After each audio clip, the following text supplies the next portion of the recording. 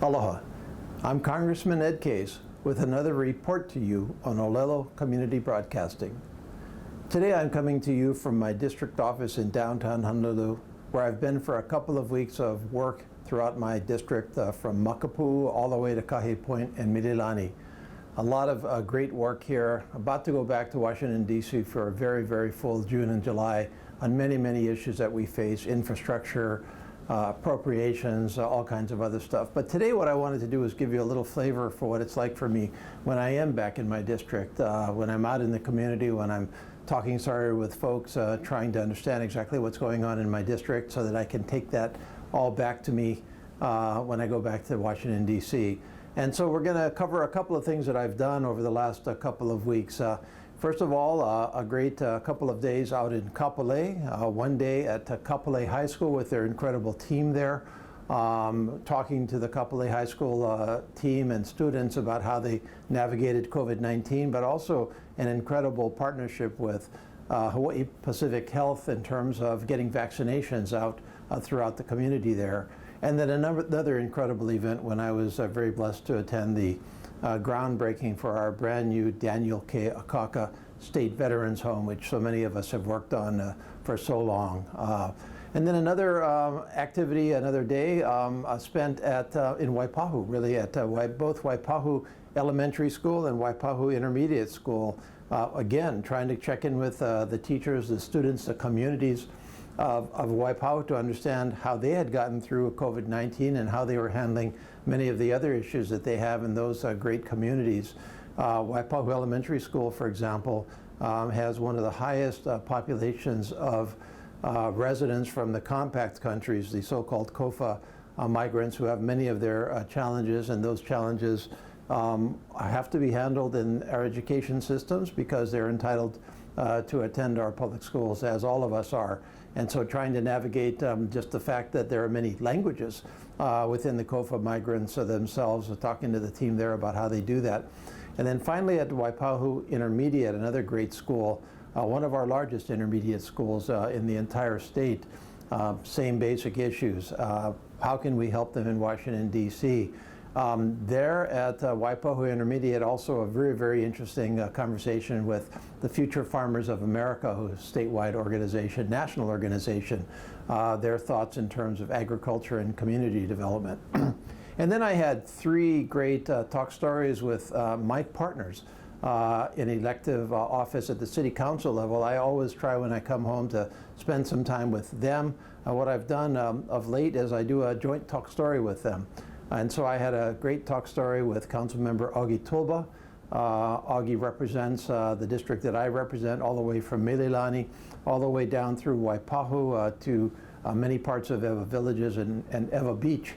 And then Councilmember Radiant Cordero, who represents closer into downtown from Kalihi to Sand Island, over to Ford Island, Foster Village, Salt Lake, Aliamanu. Great talk story with her about her own community needs. And then finally, I tried something out with Councilmember Brandon Elefante, where rather than us being on kind of a virtual talk story, we got in the car and drove around with him throughout his district. Brandon represents the district that runs all the way from Aiea all the way through Pearl City and almost all of Waipahu. So we drove from one end to the other. We talked stories, we went. We stopped along the way to visit some sites that we're actually working on together. So in any event, what it all adds up to is, again, just trying to give you some sense of what I do when I'm back home, as I try to, again, understand my district, reach out to people, have personal contact as we're coming back out of COVID-19, and then I try to take all of that back to Washington, D.C. and try to get the job done for Hawaii there. Rolling. Aloha. I'm in hurricane country, Kapolei High School, one of the largest and fastest growing high schools in our whole state, out here in Kapolei today. Spending a great time with the team here. They're on their last actual day of classes today. Just graduated, the graduating class of 2021, who spent their entire year in COVID-19. But great team spirit here. Pretty awesome team and students that I talked with. The most interesting thing here is a partnership between the high school and Hawaii Pacific Health to offer vaccinations to the entire community of Kapolei and beyond, not only the high school itself, but everybody in Kapolei. And for that, what they do is they team up with people at Kapolei High, where they have students who are actually looking at healthcare as a profession, and the students are actually out there under training, administering vaccines. Spent a lot of time with the students just talking about why they were in it, and it was an incredible partnership between the healthcare community and our high schools to get folks out here vaccinated and to keep everybody safe. But awesome part of my district and a great visit. How's everything? Yeah. Thank you so much for making Derek time. and Nestor. Sorry there's so much media activity here. We usually, oh, thank you so much. I appreciate very that. much. Thank you I'm very a much. beautiful woman that can give you this lay, but please, I'll give you a hug. please have a seat. Yeah, thanks. But thank you for coming out and joining a program that's happening right now that I thought that you probably want to pay particular attention to. We do have a strong partnership with Hawaii Pacific Health, Right. who's doing their mobile vaccination. Oh, yeah. hub. And what makes it very interesting for us as a school is this is a work-based learning opportunity for many of our students. So for example, we have students that are enrolled in our medical assistant certification program and our nurses aid certification programs that are both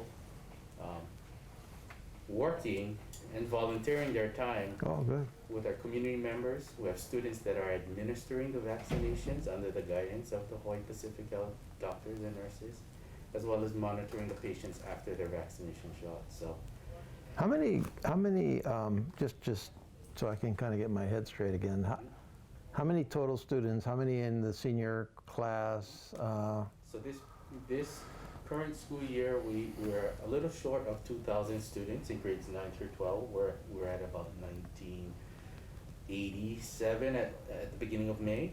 Our graduating senior class, we had about 475 seniors in the graduating class. How's that? Well, thank you. Nice, huh? Kapolei. Right. So this is a nice, 3 weeks is a little unusual to be home. That doesn't happen very often. Yeah, when opponent had reached out, I think, she's like, hey, Congressman's gonna be in town on this date or whatnot. I said, just bring him on by, because I don't know when he's gonna come on. I don't know when he's gonna be home again. Yeah. Don't come in and show you the setup. Thank you. Hi, aloha.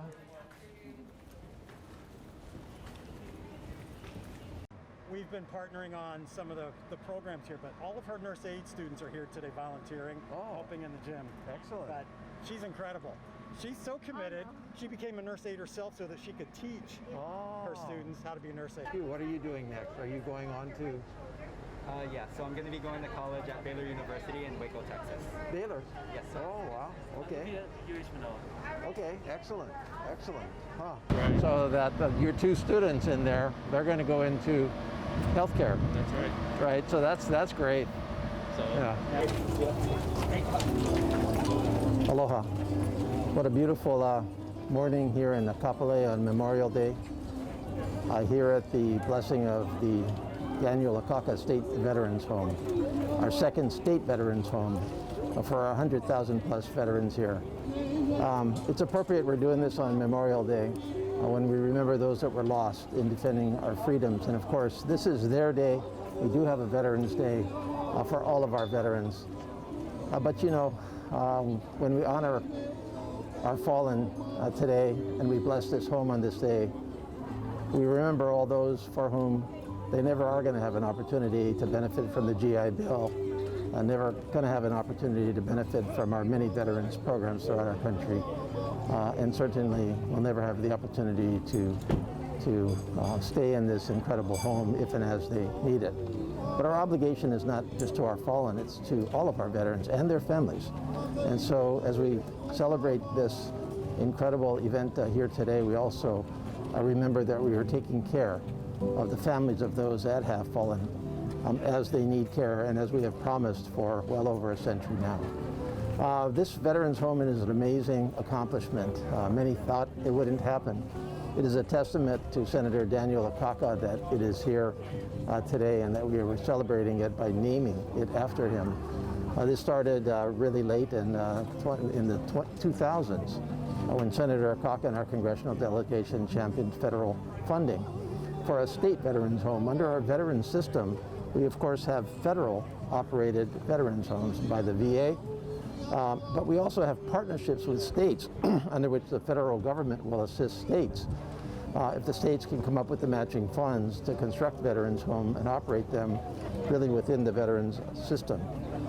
And that was the concept here. We had the first one, of course, in Hilo, Yukio Ikutsu State Veterans Home, which I was very proud to bless in my last time in Congress.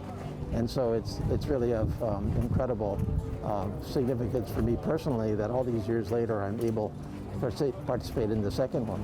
The federal government funded this home on its side at $40 million plus way back in about 2012, 2013. Since then, it's been a little bit of a struggle to muster the significant state funds that were needed to match it on the state side. But through perseverance by our state legislators, our counties, the veterans community, and so many others, we were able to bring this to fruition. It'll be hopefully completed in a couple of years and open in sometime in 2023. So many great people here. The Akaka family itself, led by Mrs. Akaka Millie, and all of their children, their grandchildren, their great-grandchildren, remembering the legacy of Senator Akaka and so much else here today. I spoke, for example, with Herb Schreiner. Herb Schreiner is a veteran. Herb is the head of our Korean veterans here in Hawaii. Herb's brother, Alan Schreiner, from Kalihi, longtime Honolulu family, died in Korea in 1952 at age 17 years old. And so Herb is here not only remembering his brother on this Memorial Day, but also honoring all veterans on this incredible day that's going to benefit so many of our veterans. And so it's just a really moving day on a number of fronts for all of us here. Aloha. How are you? Oh, Good to see you. How's everything? Good thing we have this tent, yeah? Otherwise I'd be crying. How you been? Oh, okay. Yeah? How's the atmosphere up there? Oh, it's weird. It's really bad. I'm so glad Danny's not there. Yeah. I tell you. He would not recognize it. He would not recognize it. I see it on TV. It's spooky, yeah? Everybody's kind of mad at each other. Oh, everybody wants to say hi to you. But, hey, hello, how are you? Good to see you. Aloha.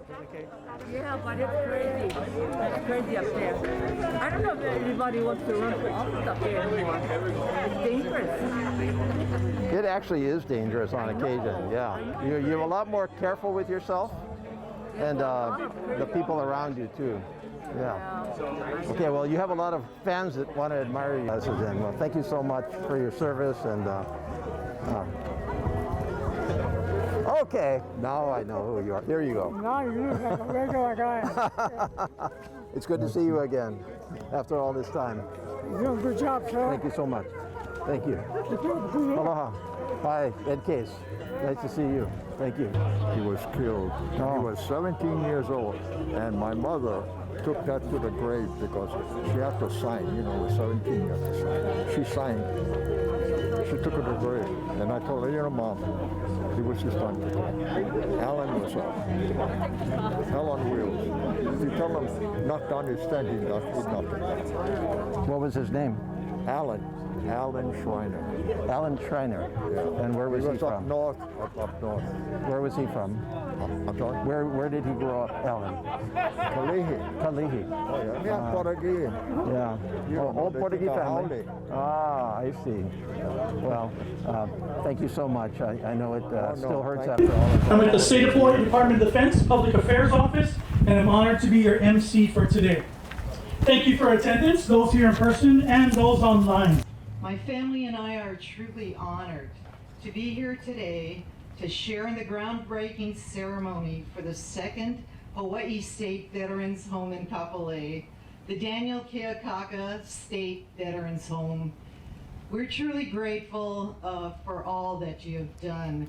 My dad always said that the nation owes no greater debt than to the men and women who served in uniform, because they sacrificed to protect our freedoms and our democracy. His service in Congress was his platform to help build an adequate support system for our veterans. Why was this so important to him? The atrocities of war leaves wounds and scars, some invisible that don't heal, but need to be tended to, and tended to sometimes for a lifetime. Dad saw the start of the war in the Pacific with the bombing of Pearl Harbor on December 7, 1941. He was a senior at Kamehameha Schools and saw the smoke at Pearl Harbor from his dorm room high up on the ridge. Soon a squadron of planes flew over them, and each plane had a red ball, a sun symbol, on their wings. Later that day, his ROTC commander received orders to place an armed rifle unit in the Kealoha Mountains at the top end of the school to scout for paratroopers and to guard the island's water system. He was one of 29 seniors assigned to that unit, and luckily nothing happened. But the war had begun. Soon one of the cruelest chapters in American history occurred when people of Japanese ancestry were rounded up and placed in internment camps. People were interned under false accusations. This was perceived as a harsh injustice for a boy who grew up in the quiet of Pauoa Valley, a diverse valley of many ethnicities. One of the Japanese families in the valley regularly housed and fed him. All the kids roamed freely in the valley and went from house to house. That was nothing. A second Japanese air attack targeted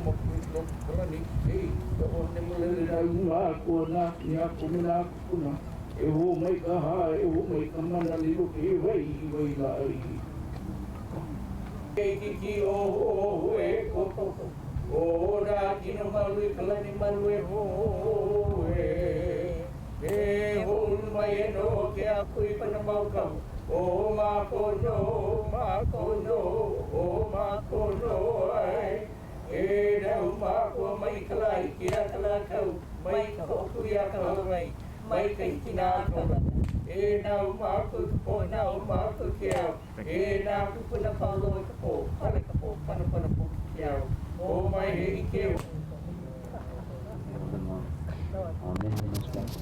fourth shovel from the left. Fourth shovel. Got it. Thank you.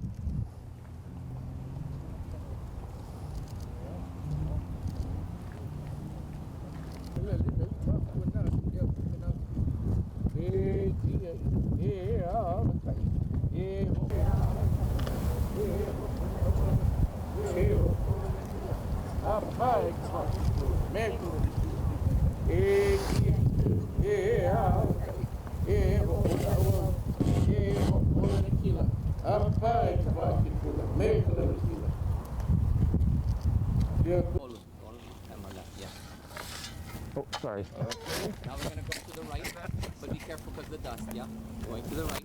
Oh, going to the right. And then this next one comes forward. Kahi elua e kolu. Would you stand the shovel back up? Well, I found gold. I think it was the governor's too. Oh. Guys, thank you very much. Rolling. Check in out Waipahu Elementary School. This is the second largest elementary school in our state, at least on a 10-month track. 1,000 students elementary school, incredibly diverse. This school has over 50% compact the Free Association residents population, and that creates tremendous challenges to serve those students who are entitled to a public education. And one of them is language. One of the things I learned from the principal was that one of the challenges they had during COVID-19 was that somewhere around 40% of their students' families really did not have access to good wireless. And that's pretty critical, because if you're going to do distance learning, distance health, you got to have the basics, and 40% didn't, so they had to come in with our Federal CARES Act funding, and we actually did provide through that funding for folks to have computers and actually just have access to wireless hotspots. Language challenges in some of our public schools, especially ones with very high Pacific Islander populations, Tongan, Marshallese, Chuukese, Tagalog, everything got to be posted in those languages. Yeah, because we moved Kalihi and they're still over here at Waipahu. You're here at Waipahu. This is Shaya, Shaya? this is Shana, and this is Priscilla. Okay, hi, I'm Ed. How are you doing? I'm your congressman. So nice to meet you. And you are? I'm Cheryl. Cheryl, nice Hi. to meet you. Good to see you. I'm Cheryl. Ah. I used to work here. Oh, I see. Yeah, So where do you live over here? No, I moved to Kalihi. Ah, I see. So, But you were living over here before? Yeah, I was living Ani before. Ani? Yeah. Where's that? before. Right down over there? Just right around the corner. Ah, Over there by I see. Where are you from? Are you from Hawaii originally? And Yeah. Whereabouts? 41, all over. All over? Yeah. Like I all haven't over gone- the I other haven't- islands, that kind of thing, or No, all over just Oahu? Oahu. Straight Okay. Where do you Oahu. start off? What? Like town side? Did you start off in town? You said you live No, all over. North Shore. North Shore? Yeah, Wailua. Oh, yeah. And then I moved to Kalihi, and then all over. Then I moved this way. then Yeah. back So out. how's school here? Good? Yeah, Yeah. they like it. She's gonna miss it here. Spent time with a great team here at the Waipahu Intermediate School. Again, one of the largest intermediate schools in our whole state. In fact, one of the very largest if you consider just a one-track school, which means they're just running one track of all students together. The schools that operate on more than one track, they're already overcrowded, but this one is pretty maxed out at about 1,200 students. They draw from 5 elementary schools right around Waipahu. Incredible mix ethnically in every other which way. And then finally, really a great meeting with the Future Farmers of America. Future Farmers is such an institution around our state.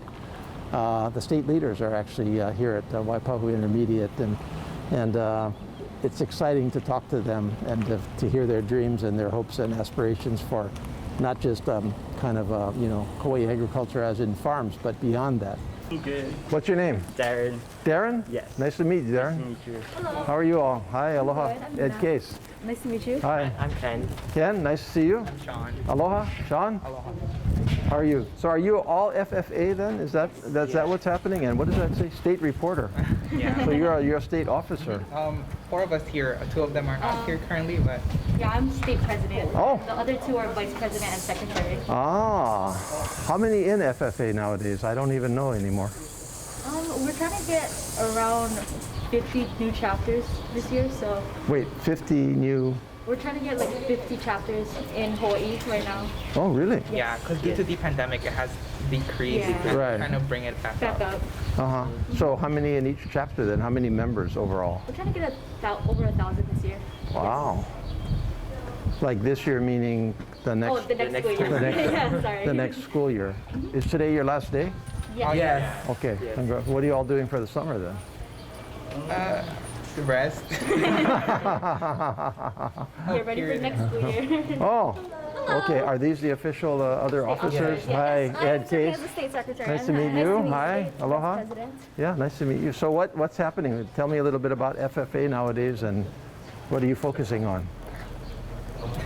Also, this year we're planning on just rebranding FFA as not only like agriculture-wise and not just competition. So we plan on bringing new service activities, and for bringing in new schools and chapters, we bring in like different types of cultures, and also just create a better environment for FFA. Because, like Sean has said, it's been kind of dwindling this past year, and so we're just focusing on rebranding, bringing new sponsors in, and just get them focused on what agriculture has to bring and expose us into it. Uh-huh. What do you think the challenges are for agriculture in Hawaii right now?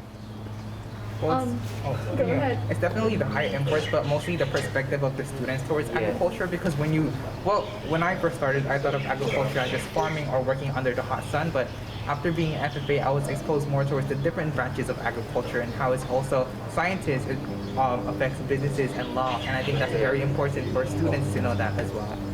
Yeah, there's a lot of different agriculture in Hawaii that, if you live in Honolulu, like I guess we all do, sometimes you don't always appreciate what's happening everywhere in the state on agriculture. Yeah. And you're right. We actually do some of the most advanced science in agriculture, especially tropical agriculture, in the world. And people don't realize that. They don't realize how much world-leading research and development in agriculture is done right at like UH and UH West Oahu and a lot of other places. Yeah. That the rest of the world uses it, especially for tropical agriculture, with, you know, obviously right around the equator and, you know, where we live and work. But countries like Africa and Asia, they use our research.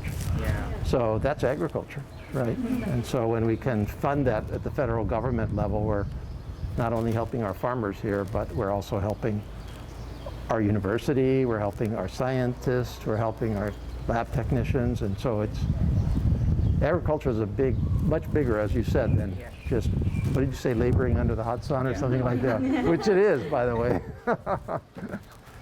I worked on a ranch for a while.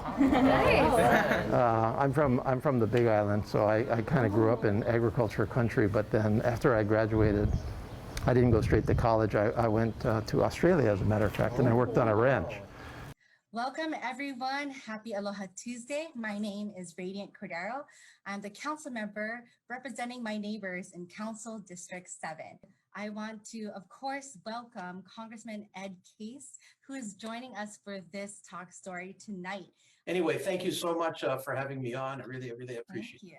I appreciate you for joining us. And, you know, it really perplexes me, just as, you know, a regular neighbor in our community, just how our those in public office really manage this. So now I'm at a county seat, and it's really interesting being on this side of our business, right? And so managing all the things, you know, we know that the city and county takes care of our everyday roads, potholes, our sewer, our sanitation, all the things we need to do.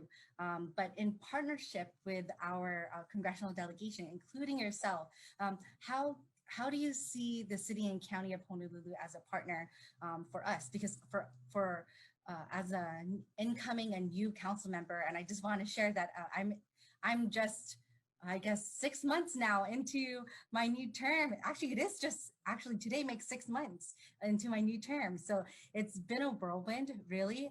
Of course, I don't know how I could describe it, but I think, especially in the time that we are in right now, I think partnership with our congressional delegation has been even more pertinent than ever, I would say. Let me turn the tables on you just a little bit and ask you, what are the areas that are of particular concern to you in your district that you think the federal government might be able to assist on? I know one of the things that we've already talked about, for example, is you've got a real issue in Mapuna in terms of chronic flooding, especially as sea levels rise. Absolutely. And I think, I mean, Mapuna is something that I know that I want to talk about different aspects and using Mapuna as an example, especially. First off, the effects of climate change. It's real more than ever now, and people always keep threatening throughout my district, from Iwalei, which is where, you know, it also gets affected by flooding, as well as Kalihi Kai, Sand Island, as well as Mapuna, and even close to Pearl Harbor. I mean, I think Pearl Harbor does their best to manage flooding and the effects of climate change well, but overall, it's the keeping up through our infrastructure, and then secondly is like figuring out how to I guess look at the best practices and thinking of how to address it in the immediate. Are we having to build up? When we are looking at future development, and this is something that I was asking, future development that the state's thinking of near Iwalei. It's like, okay, so you want this development, and currently it's, you know, X, Y, and Z in comparison to our sea level. And in 5, 10, 25 years, this is where it could be because of sea level rise. So I really think we need to go further than our road rehabilitation, which honestly is just adding onto the paving sometimes. And who gets affected? Our neighbors. Our neighbors are sometimes, when you add things, your road gets higher. But then what happens to the garages or the driveways when it becomes lower than the road? The flooding that occurs then goes into people's homes, or in Mapunapuna, their businesses, and that's what has been happening. And what the city continues to do, and yes, I'm at the city now, which is why why I want to bring up road reconstruction and also lifting up of our roads or lifting up of our properties, is because we need to do that now, because this is a conversation that we should have had years ago, but this is something that we need to bring up now to start planning for, so that we can already start doing it, because more people are going to leave. There are people who we were starting to talk to back in 2014 who have sold their businesses because of what has happened in Mapunapuna. And going back to the jurisdiction issue honestly just hurts the city and county of Honolulu, hurts our state, hurts your constituencies, because it's a back and forth between us and the state. And I would joke sometimes back and forth, and I would CC our directors and be like, hey, maybe there's something that the city can take jurisdiction over. Of course, I don't want to scare them, because it comes with a price tag, but this is something that I think that either we bite the bullet or we are just kicking the can down the road. But this is something that I feel like I keep saying, supporting the growth of our city and county. And this is where I think we need to go ahead with, because if we keep addressing it with fixing duckbills and duckbill valves, when our sea level rise, king tides continue to grow above the actual duckbill valves, to me, it's something that, why are we going to continue having the solution when it hasn't been the solution for years already? So that's my opinion. And Ron, thank you so much for asking me that question. I didn't. No, I mean, it's a major issue in your district. So it's a good example of another issue that we've got to work on together. And look, I mean, I'm not going to sugarcoat climate change and sea level rise. I mean, it's real. It's happening. We can see it happening any number of places right here in Hawaii. Most of us can see it in spades with erosion of our coastlines, of our beaches, where we've lost just incredible amounts of our beaches in a very, very short period of time. A lot of people are not as familiar with the effects of high tides and flooding in low-lying places such as Mapunapuna, but it's a very real result of sea level rise, which I'm sorry, I'm not a climate change denier. I think climate change is real, and I think it is causing sea level rise, and I think that is causing higher tidal fluctuations, and I think that is flooding areas of our city that nobody thought were going to be in the tidal zone. And that's before, in some cases, drainage systems are old, they back up, they don't function as they were originally designed to do. And we have very, very hard decisions to make here in Hawaii, as do every other state in our country, especially those on the shores, because they're all suffering from, even the Great Lakes. Just as an example, I have colleagues in Congress who are suffering from major erosion in the Great Lakes. Why? Climate change. They have their own tidal systems.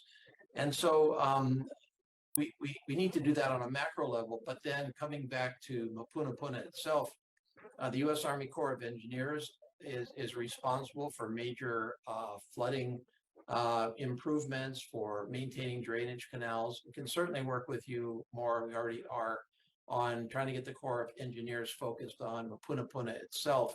But then going back to the infrastructure bill that I mentioned earlier that President Biden has proposed, certainly that money could be used for the kind of infrastructure improvements that would at least try to mitigate some of the effects of climate change, whether it's coastal resilience or resilience of communities like Mapunapuna.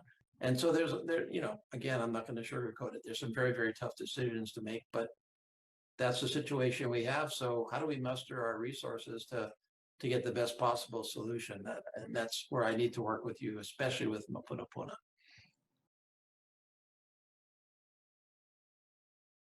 Hello, everybody, and welcome to our Zoom tonight. I'm so honored to be talking to this man. I've known him for a long time. Welcome, everybody, Congressman Ed Case. Thank you for being here. Aloha Council Member, and it's so great to call you Council Member.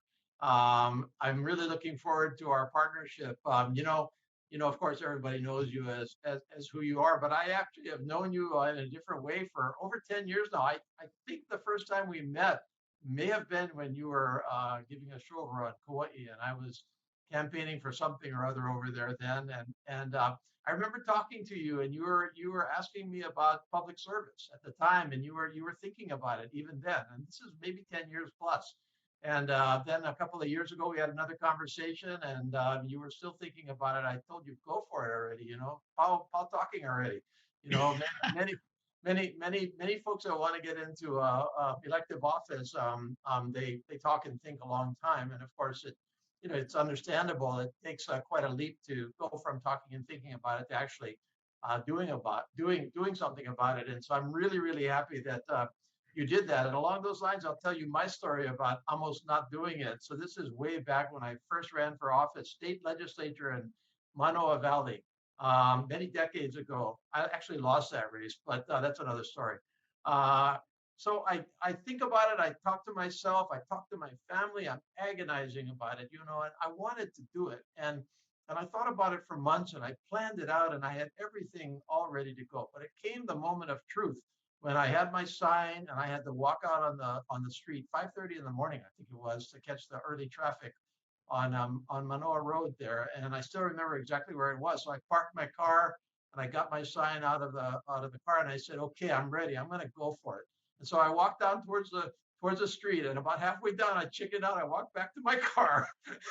I got in my car and I thought about it, and I said, "If I do this, my life's never going to be the same." So I got the sign out of the car. I started walking down to the street again, and I got almost to the street, and I went, "Oh, do I really want to do this?" I can say no now, and nobody will ever really know other than the people that I talk to. And finally, I walked down to the street, and I put my sign up, and I waved, and the first car that went by me waved back, and I went, "Okay, I can do this." So I'm really happy that now maybe you didn't need as much, walking back and forth to the street as I did. Maybe you just decided to go for it and you went for it. But I'm really happy you're in it in any Thank event. you. So what about you from your perspective? You went out there. You worked very hard to earn election. That means you went through a lot of front doors, like the gentleman that you talked about, and now you're in office. You're hearing from everybody about priorities. I know one that you said was really critical that I agree with you on during your campaign was public safety. You said that a lot of folks felt unsafe, and so I would ask you, let's compare notes a little bit. What are your priorities for our mutual district? People in our neighborhood wants to see clean bathrooms in the parks. That's what they're hearing. That's what I'm hearing. They want more beats in the community, and we know that the police is operating like on 60%, 65%. It's hard getting new recruits and quality of life. It's the same thing that I heard in the campaign now. It's so hard to stay afloat. A lot of people in our district, living paycheck to paycheck. And that was one of the reasons why I ran. My mom and dad, they worked hard all their life. When my dad got sick, he had to move in with me so that he can get the necessary care and treatment. But if, they were renting, there's no way he could have got the kind of medical care that and then stay afloat. So it's the same thing, Congressman. People want clean parks, safe parks. They want to see more policemen. They want to feel safe in their own communities, and they quality of life. They're finding it very hard, and you can see a lot of people in our district out in Eva, either moving away, selling their homes because people are buying real estate property right now is booming, and people either refinancing, which can take them back or they're selling their homes and moving. And so Where are they moving? Where are they moving to? Off island, out of state. mainland, they're moving, maybe moving to the mainland. Yeah. And you hear it, my kids got to move away because it's too expensive. And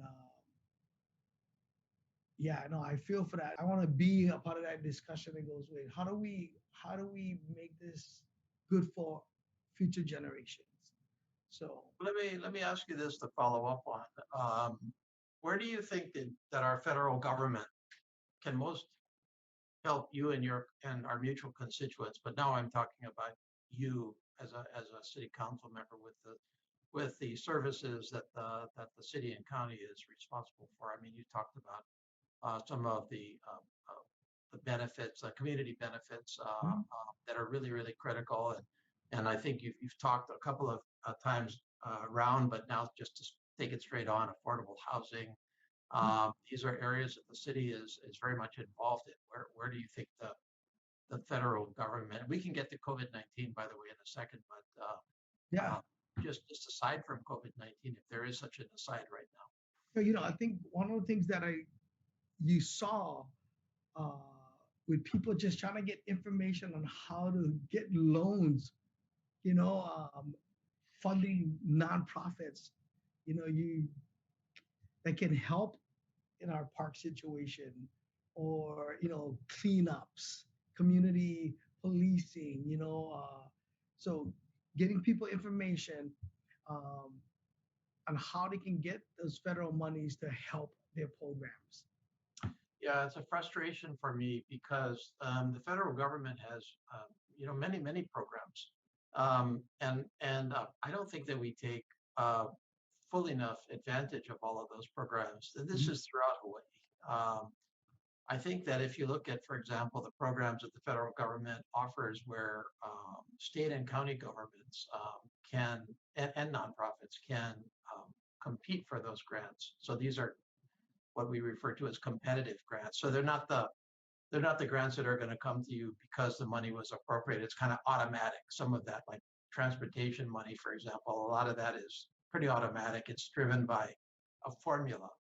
How many people in your state versus other states. But aside from the formula grants, there's competitive grants also, where you're out there saying, hey, I fit the purposes of this program, and this is the right place for the federal government to spend these federal monies because it'll achieve the purpose. There's something like 1,300 of those across all of federal government, and I think we've had a mixed result, frankly, council member, here throughout Hawaii. I think we can do better at the state and the county government level and the nonprofits. We're in a good place with a lot of you guys in good positions to really help Hawaii. You want to share a little bit about that before we get into COVID? Yeah, sure. Well, I think, so much of what any congressional delegation is able to achieve in Washington is it's not only about the individual members, but it's how they all fit together and kind of cover the territory, if I can put it that way. And right now, in the U.S. Congress, I mean, our congressional delegation has about as good coverage as we've ever had. And I think, hopefully I'm being objective about that, but we've got, I'm on the House Appropriations Committee.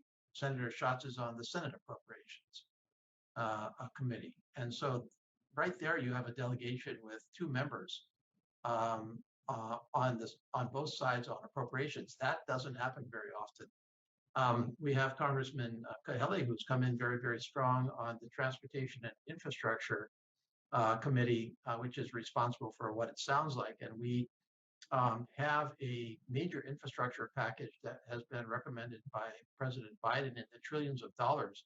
So infrastructure, think about, kind of more traditional, like, roads and harbors and bridges and airports and sewer lines and mass transit. Senator Hirono is on the Armed Services Committee on the Senate side. So that's our number 2 industry. Representative Kealoha is on Armed Services on the House side. So it's a good, solid delegation right now to try to get things done. Aloha, I am here with the incredible Honolulu City Council member, Brandon Elefante, representing District 8. And it's so good to see you, Council member. This is part of, for me, this is part of coming home and getting down into my district to figure out exactly what's happening on the ground. And Council member Elefante and I are gonna wander his district today. We're gonna get out of our chairs, we're gonna get out of our Facebook Lives, and we're gonna do this on the road. So we're looking forward to this. Council member, good to have you with us. Good morning, Congressman Case. Yes, happy to do this and see the district. Yeah, so before we cruise on down here and check out Pearl Harbor, which of course is all around your district, and talk about those issues, tell me about your district. Just describe your district, District 8. So right here where we are, the Neil Blaisdell Park actually was deeded to us from the United States Navy, that the city took over this parkland. And when you're here over the weekends, it's super active, very busy with folks. It's a great place to recreate.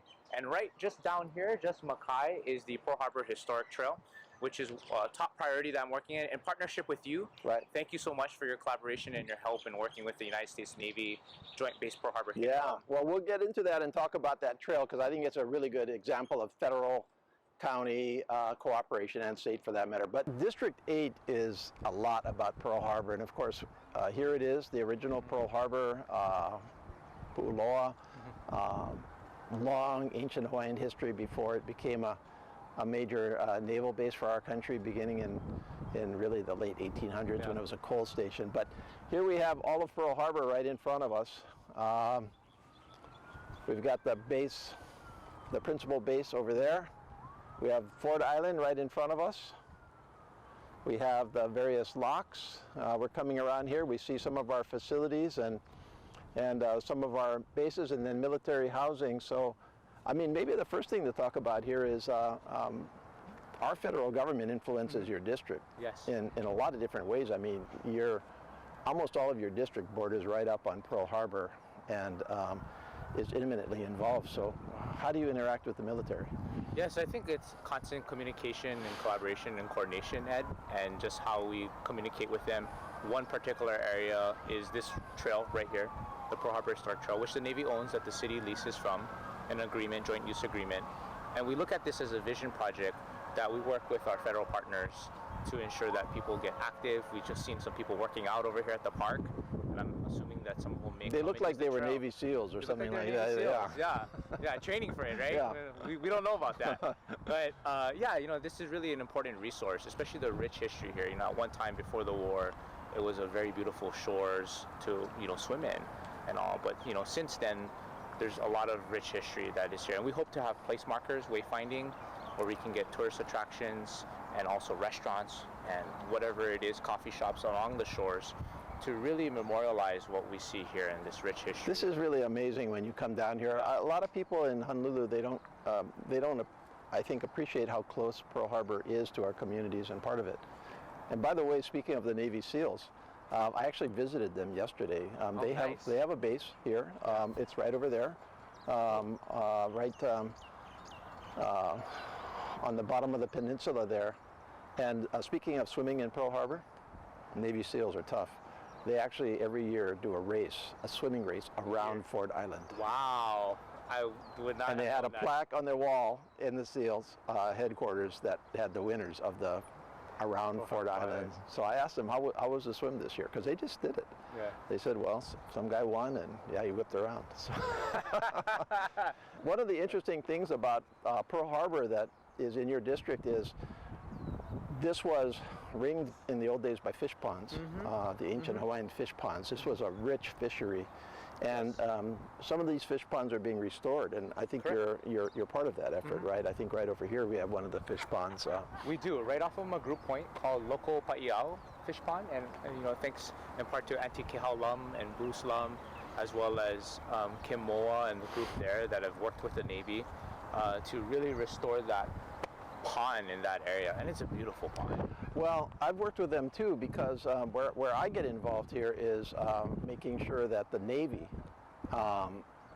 who is the custodian of this incredible cultural and historic resource, in the process of using Pearl Harbor for our national defense needs, also respects our traditions and our cultures. Yeah. And the Navy has been very good. So the Navy is actually a partner in restoring that fish pond as well. And so, you know, my role has been to really facilitate that connection between the Navy and the community, and especially the custodians of that fish pond that are redoing it. So. And you've been very instrumental in that, and thank you so much, Ed, for your work and really opening the door and working with the city, especially not only the fish pond but even the trail. And well, let's talk about the trail. Let's go hang on the trail. What's its history and how far does it go?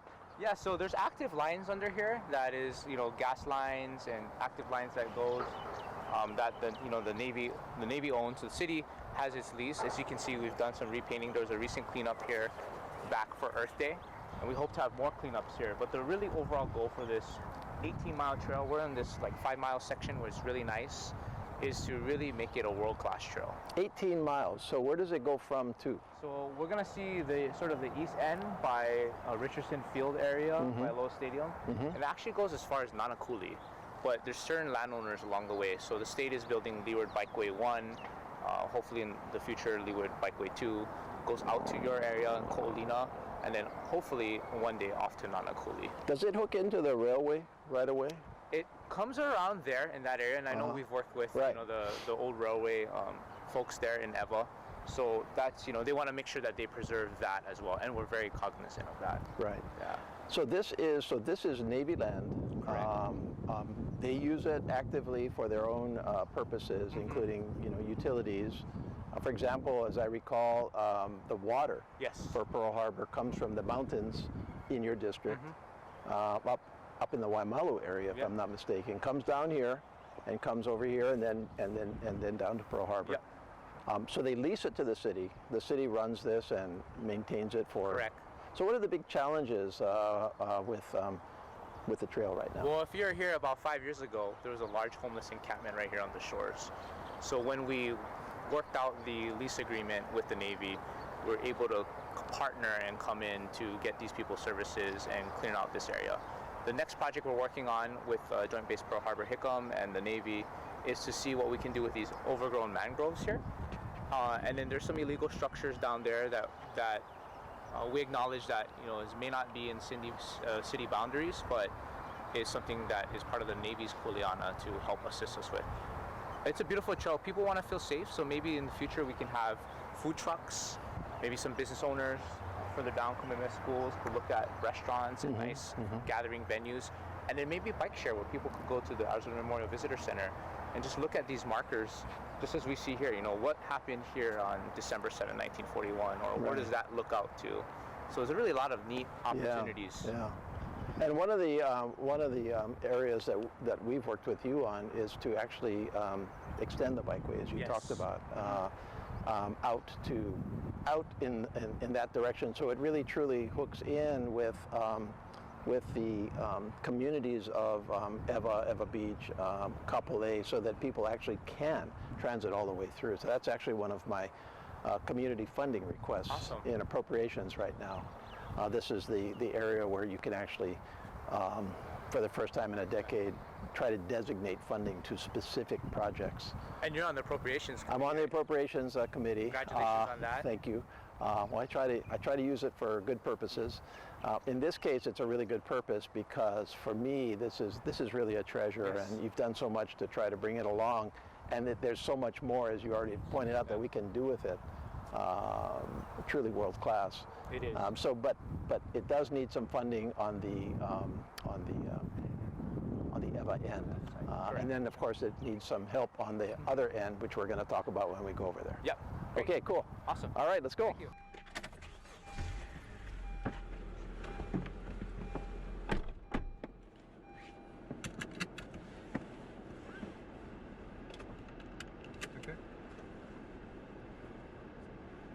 So where we are now, we're coming to the part. We're right by Aloha Stadium. We're in the northeast corner of Pearl Harbor. We're at where people call it the Admirals Boathouse.